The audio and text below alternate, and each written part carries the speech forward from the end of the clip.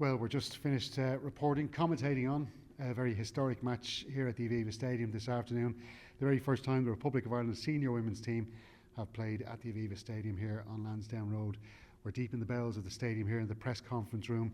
Myself, Stephen Doyle, alongside my off-the-ball colleague Kathleen McNamee.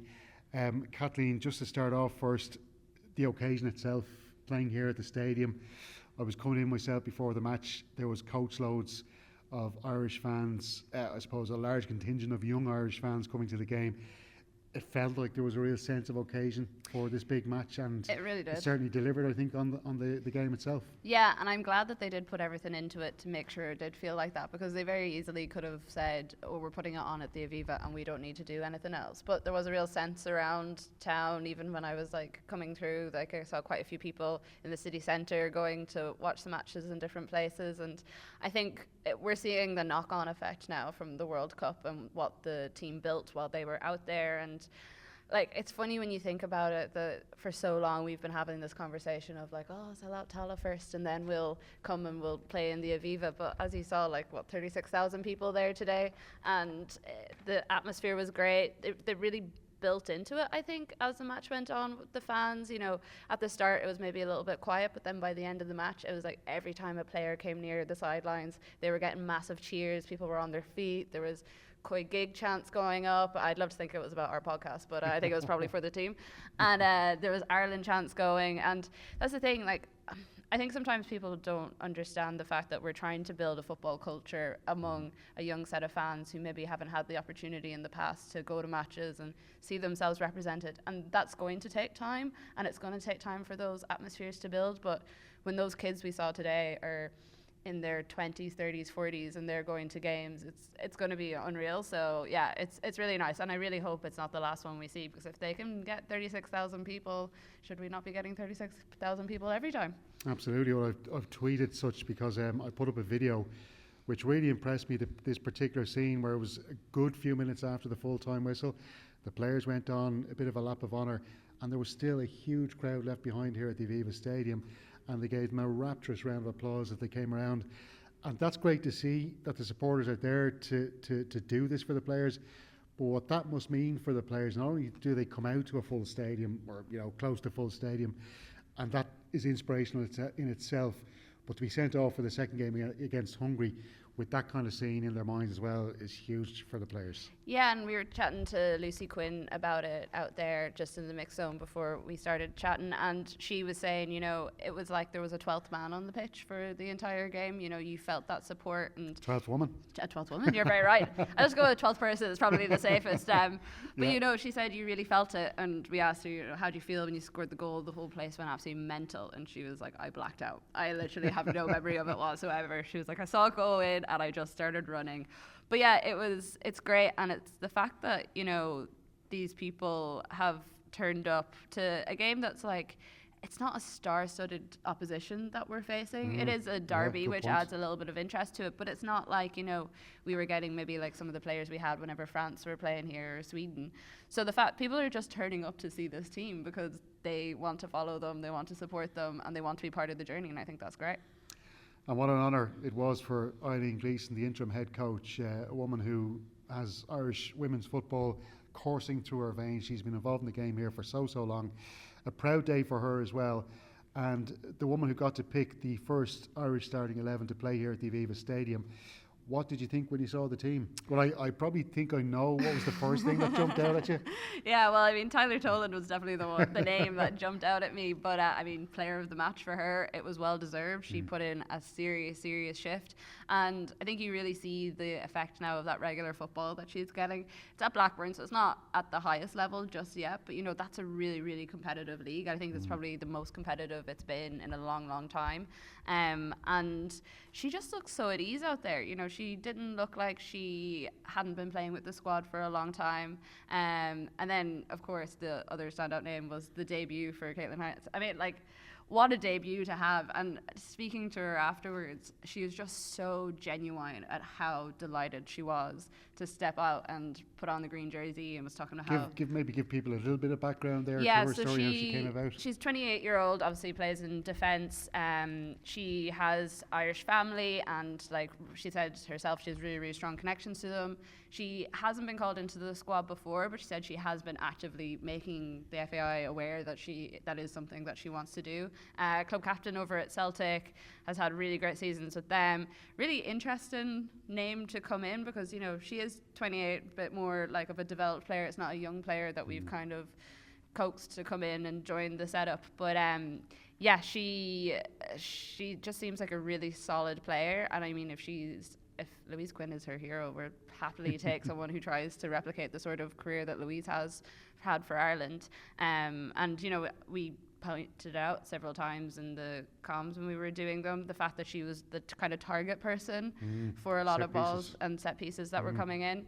And she said herself, she was like, probably should have scored a couple of those, but that her role in Celtic is very similar to that. And so for her, it wasn't actually all that unusual coming into the team and being that person. She was joking, I have always been the tall girl, so I know what's expected of me, but I'm really interested to see how she comes into the squad as it goes on, because one of the things is our defence is getting a little bit older. I always have to be very careful when I say this, not to insult any of them, because I'm not putting any of them in a retirement home yet, but they are getting that little bit older, so we need to be planning for the future, and having someone who's kind of experienced but also still has a few years is really, really important.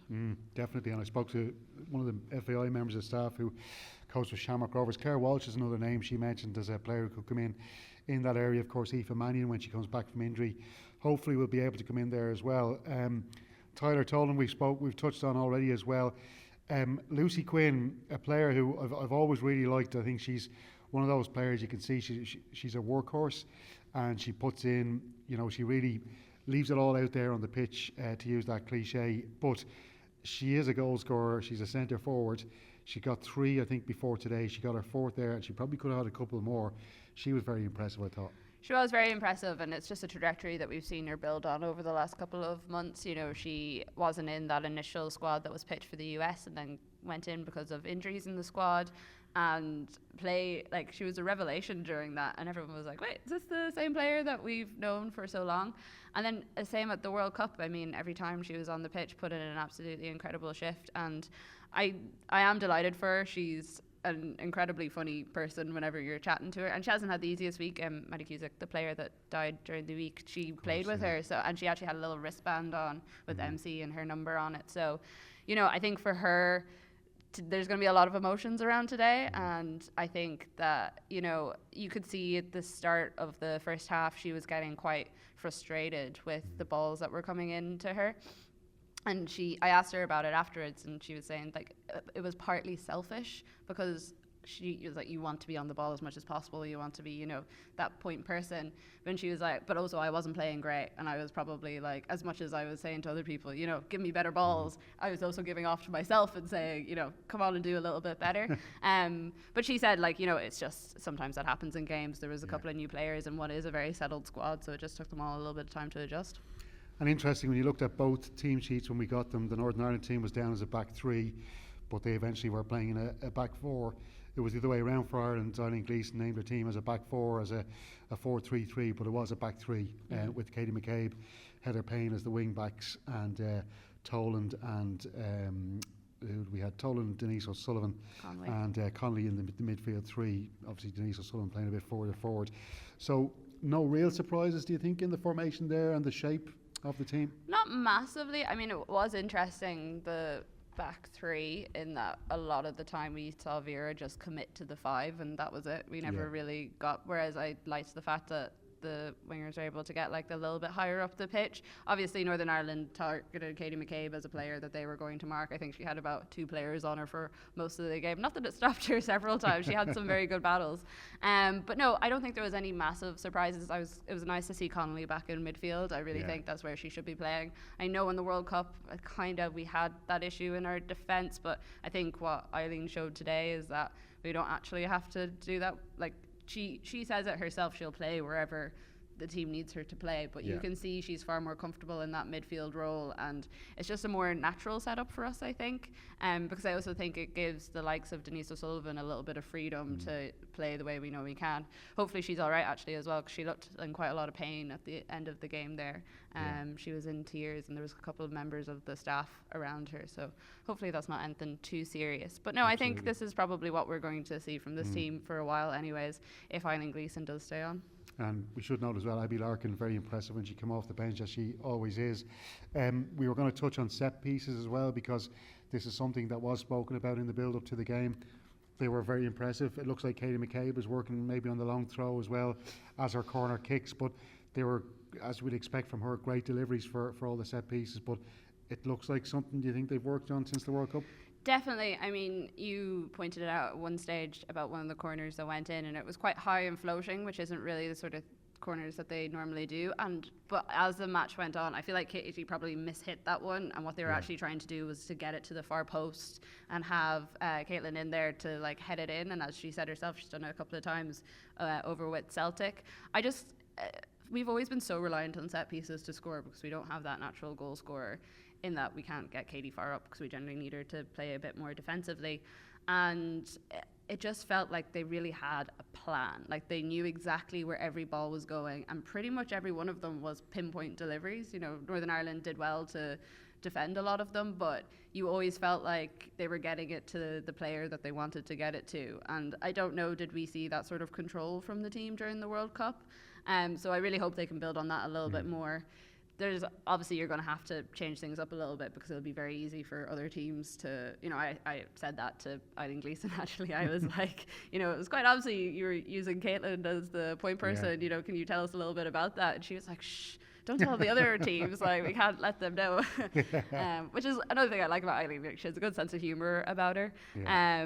So yeah, I think that we definitely need to keep building on that and making sure that we have a couple of different options, so we're not relying on one, because it's great, we worked it really well today, but you're going to need something a bit different in the future. What was Gleason's kind of general demeanour or comments after the game? How did you? Just delighted with herself. Yeah. So happy. Yeah. As you said when you were starting off, like, you know, she's a woman who lives, breathes, like Irish football runs through her her blood. She is just absolutely all in, and especially on the women and girls side. So I can't imagine for her how weird it was that like a week ago she was just sitting at home, had a very different job, and then all of a sudden you're picking your first ever team for the Aviva. So yeah, she was just happy. She was quite content with how the team played. Was kind of emphasizing the fact that it was a clean slate, which is really good. I think that was really important for the team, and that there was those couple of goals, because that's something, if you look at all our previous results up to this point, it's been a while since we had that sort of like 3-0 proper comprehensive win. And with everything that's happened, beyond the importance for actual qualification, that's really important for this team's confidence and assuredness, because I'm sure, like, as much as you don't listen to the noise, there probably was like a few voices in their heads going, is everything that's being said by the fans or in the media, is that right, is it not? And I think they came out today and they showed that, you know, they can put in these really good comprehensive performances, and I think Eileen was exactly the right steady hand to guide this ship at the moment. Do you think the players, and as much as players in all sports and all codes will tell us they don't listen to what's going on in the media or on social media, whatever the case may be, do you think that the stuff that went on after the Diane Caldwell interview, and a lot of talk about maybe the loss of public support for the team, do you think they maybe were motivated by that to some extent today? I think you kind of have to be. Like, I like challenge to find a person who could have that much of a storm around them and completely ignore it. I think it's always going to be there. You're going to, like, we've been asking questions to them all week about it, because it is the topic of conversation. So I think it definitely would have given them a bit of a kick, and we have seen a lot of the time with this team is when something happens, they're not really the sort of team that let it get to them in the sense that it takes over. A lot of time they are able to use it as fuel. And I think with the figures that came in like Eileen Gleason and say the likes of Emma Byrne even, they're familiar faces. So like it wasn't a massive switch up for the team, and then they're having to deal with all this background noise as well. They had a sense of familiarity, so they were able to compartmentalize, basically, is what a lot of them have said, and just say, okay, right, we're putting that in that box. and we know we're going to be asked about it, but we'll only open it when we have to and then put it back away again. So yeah, I think definitely it was a motivating factor for them today, and I'm sure there's a few of them that are sitting there quite happy that they managed to get that performance after some of the things that were being said about them. Yeah, absolutely, and I think it will take a lot of pressure off their shoulders. However, I do think it puts a lot of pressure on the shoulders of maybe Mark Canham and the FAI, because now they've seen a performance from these players that shows that if they are led by the right head coach or manager, there's a lot of potential there. And it was interesting to listen to Eileen Gleason being asked questions during the week about the job. She never said that she didn't want it or wasn't interested in it. She always kind of said, I'm kind of focused on these 2 games, or I'm focused on my role as the head of women's football, which is very important as well, I think, going into the future. Do you think she is a candidate, and has this game, well, this game will have done her the world of good, but is she a genuine live candidate for the job permanently? I think she has to be, and I think her name probably would have been in circulation even if she hadn't taken the interim job. I interestingly had a discussion with Karen Duggan about it on the Quigging pod earlier when we were previewing this game, and she was saying, but there's also the side of, do you want to lose someone like Eileen from that head of women's and football, or women and girls football role, because she is That's so a really good good, point. like, Yeah. and she has worked in Ireland for so long. You know, she knows the ins and outs of every club, every league, no matter what layer it's at. So there is that side of things. I mean, on a purely selfish point of view, you could just look at it from the national side and be like, she would be an interesting appointment there and could be the person. And also, I don't know, there feels like there's a sense of happiness around the squad at the moment, and you're like, do you want to make that too turbulent or anything? Now, they do have a bit of time, like the European qualifiers aren't until February, I think. So we're pretty much wrapping up kind of soon enough for the international window. So would you put her in charge just for like a final few games? I would take her as head coach. I mean, I'm a big fan of hers, and the players seem to be as well. Do you think they'd be happy with that yeah, appointment? and I think she's been quite smart in the people she's surrounded herself. You know, the likes of Colin Healy, Emma Byrne, brought in some really interesting international faces as well, for different various roles. So I think she has to be in consideration. I think the FAI have to ask her the question of, is this something that you want? Do you think it's something that you can take on? But there is that other side of, well, maybe she's good where she is. Maybe she's already doing great things for Irish football. Well, she is doing great things, but different things for Irish football. Yeah, great stuff, Kathleen. Well, listen, I'm sure we'll hear a lot more analysis of this game and look ahead to the Hungary match as well on the Koi Gig pod. When's it back out again? Yes, we'll be back on Monday, 7 a.m. we are recording, so it should be in your ears by about 8 a.m. Make sure you download that. And if not yet, do become a member of Off the Ball, where you can hear all of the podcasts and everything else, bit of content that goes out on the Off the Ball channels. But for now, from the Aviva Stadium, myself, Stephen Doyle and Kathleen McNamee with me, we say goodbye to you for now.